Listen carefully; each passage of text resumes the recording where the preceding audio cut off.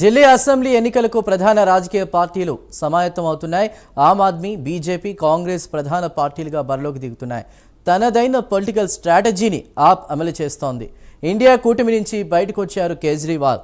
BJP, కాంగ్రెస్లపై విమర్శలు ఎక్కుపెట్టారు. మరోవైపు ఢిల్లీ పీఠంపై పాగా వేయాలని బీజేపీ పట్టుదలతో ఉంది. హ్యాట్రిక్ కొట్టాలని ఆప్ ఆరాటపడుతోంది. కొత్త స్లోగన్తో ప్రజల్లోకి వెళుతున్నారు కేజ్రీవాల్. మొత్తం 70 అసెంబ్లీ స్థానాలకు అభ్యర్థులను ప్రకటించారు. మరింత సమాచారాన్ని ఫీల్డ్ రిపోర్ట్ ద్వారా మా నేషనల్ బ్యూరో చీఫ్ కళ అందిస్తారు. కళ, చెప్పండి.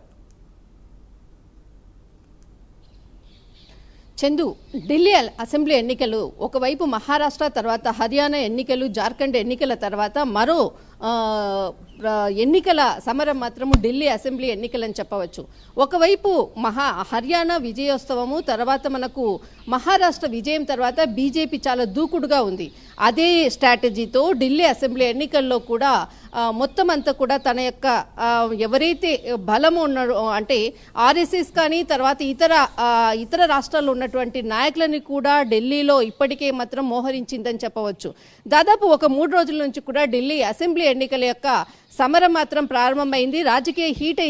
రాజకీయ పరంగా మాత్రం హీట్ ఎక్కిందని చెప్పవచ్చు. ఒకవైపు ఢిల్లీ చలిగా ఉంది, కానీ రాజకీయంగా మాత్రం వేడెక్కిందని చెప్పవచ్చు. ముఖ్యంగా ఇక్కడ ఏదైతే దాదాపు ఆమ్ ఆద్మీ పార్టీకి సంబంధించినది ఏదైతే ఢిల్లీ అసెంబ్లీలో 70 స్థానాలు, మొత్తం ఈ 70 స్థానాల్లో ఇప్పటికే ఆమ్ ఆద్మీ పార్టీ ఇప్పటికే 70 స్థానాలకు సంబంధించినటువంటి నియోజకవర్గాల వారిగా అభ్యర్థులను కూడా ప్రకటించింది.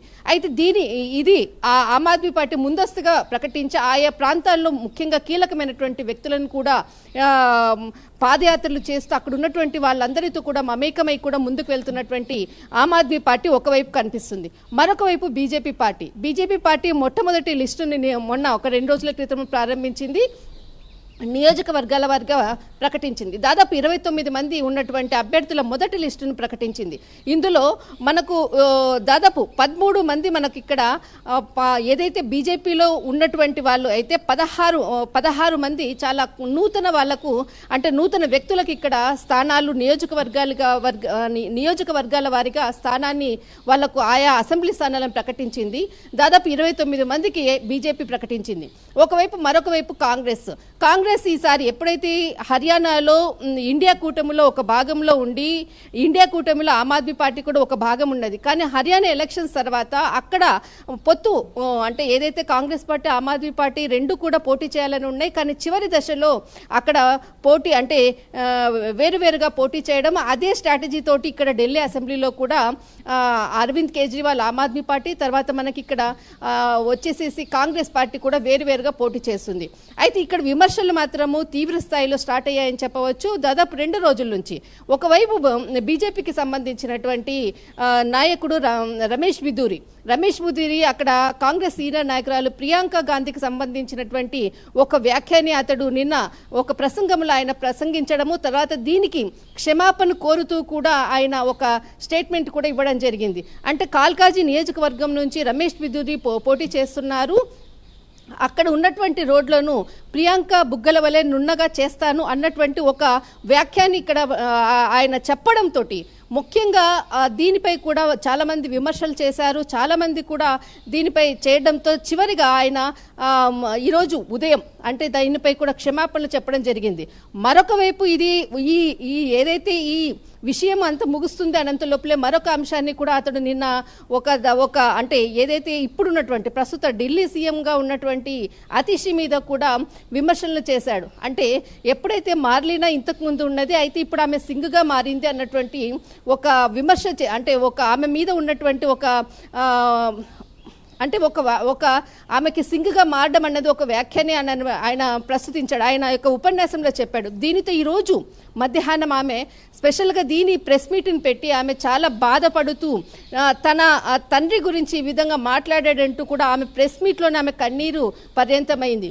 అయితే ఇదంతా ఒక స్ట్రాటజీ అవుతుంది. అయితే ఇక్కడ బీజేపీ ఖచ్చితంగా ఢిల్లీలో ఈసారి ఖచ్చితంగా ఢిల్లీలో జెండా ఎగరవేయాలి అన్నటువంటి దానితో మాత్రం ముందుకెళ్తుంది. దీనికి అనుగుణంగా ఏదైతే హర్యానాలో మనకు 90 స్థానాల్లో 48 స్థానాలను గెలుచుకుని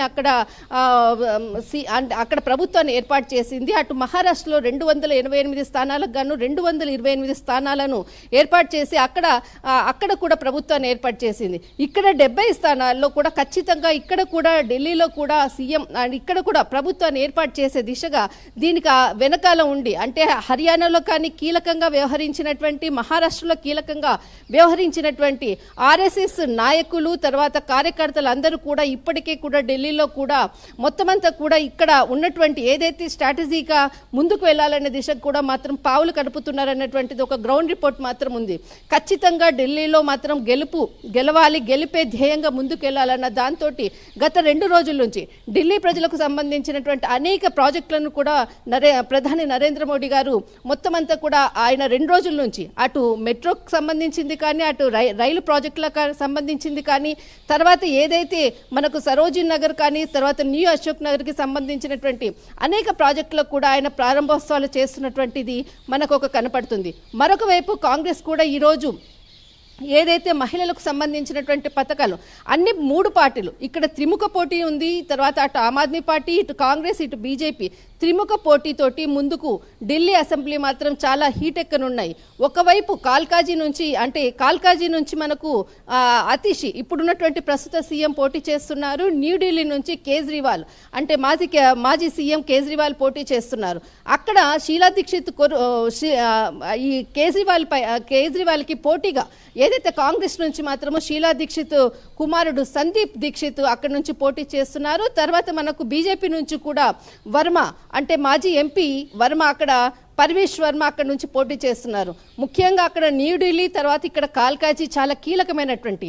మరొక వైపు చూస్తే ఈ వివిధ పార్టీల నుంచి కూడా అటు ఆమ్ ఆద్మీ పార్టీ నుంచి కూడా చాలా సీనియర్ నాయకులు కూడా బీజేపీలోకి కైలాష్ గెహ్లాట్ తర్వాత రాజ్ కుమార్ వంటి సీనియర్ నాయకులు కూడా బీజేపీలోకి రావడం అన్నది కూడా ఇక్కడ చాలా కీలక పరిణామం. అంతేకాకుండా ఏ పార్టీల వాళ్ళు అంటే బీజేపీలోకి కానీ కాంగ్రెస్లోకి కానీ ఆమ్ ఆద్మీ పార్టీలో ఉన్నటువంటి నాయకులందరూ కూడా ఏ పార్టీ మాకు క్షేమము, ముందు ఏ ప్రభుత్వం ఏర్పడుతుందన్నటువంటి ఆలోచనతోటే స్ట్రాటజీతోటే ముందుకు వెళ్తున్నారు ఇక్కడ ఉన్నటువంటి రాజకీయ పార్టీలు. చందు, రైట్ కదా, thank you for the report.